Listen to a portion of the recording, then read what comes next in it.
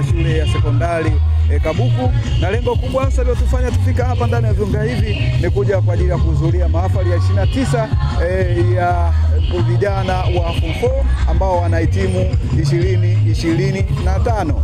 Ambatana misambamba, tuende nikupeleke ukaone namna maandalizi yalivyokuwa hapa ndani ya viwanja na namna vijana ambavyo wamejiandaa kuhusiana na siku ya leo, siku yao kubwa ambayo ni siku ya mahafali ya 29 mwaka 2025. Kwa kujuza kabisa ni kwamba tulikuwa kwenye maandalizi tofauti tofauti, lakini leo ndo siku hasa rasmi ya kufanya mahafali ya 29 ya vijana wa Form 4 ambao tunatarajia mwakani, kwa maana 2026 watakwenda kidato cha 5 kutokea hapa ndani ya shule ya sekondari Kabuku. Kama hujajua location ya shule ya Kabuku inakopatikana, ni shule kongwe ambayo inapatikana ndani ya mji huu wa Kabuku, pembezoni kidogo mwa barabara kuu ya kwenda Arusha lakini kwenda Tanga. Tunatarajia kwamba kutakuwa na wageni mbalimbali, tukitarajia kwamba mgeni rasmi nitakujuza hapo baadaye atakuwa ni nani, tutamsikia ni nini atakizungumza, lakini kuna mambo mengi mazuri yanaandaliwa hapa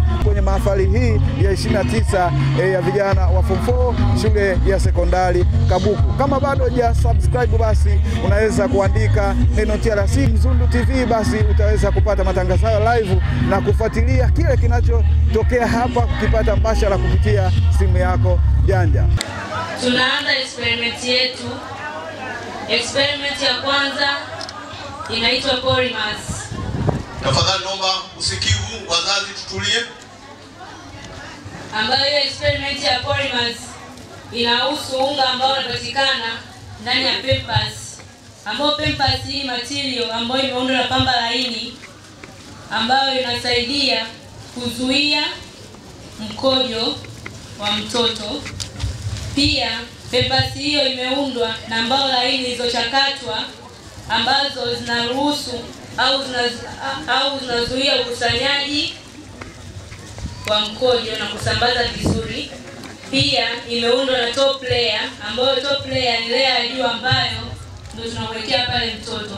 Sasa tunaanza kuchangua huo unga ambao unaitwa polymers ili mali tuchanganye kwenye maji.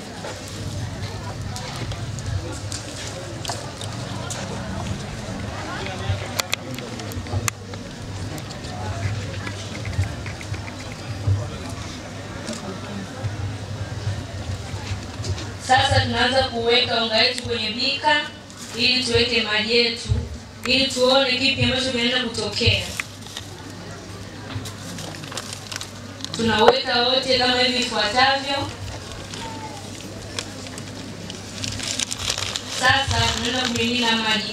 Tunashuku kwamba maji ya kwenye bika hii ni kama mkojo ambao mtu amekojoa kwa siku moja ambao tunaweka kwenye bika yetu.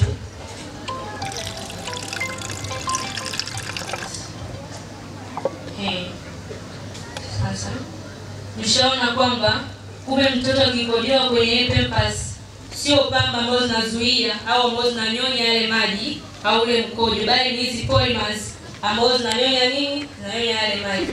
Kwa kadri mtu anazidi kukojoa, hizi polymers zidi kupanda wapi? Juu. Asante. Makofi na vigelegele. Hiyo ni onesho la kwanza. Sasa tunaingia kwenye onesho la pili. Nikiripoti tokea hapa ndani ya viunga vya shule ya sekondari Kabuku, mimi Nchisco wa TRC Mzundu TV and NBC.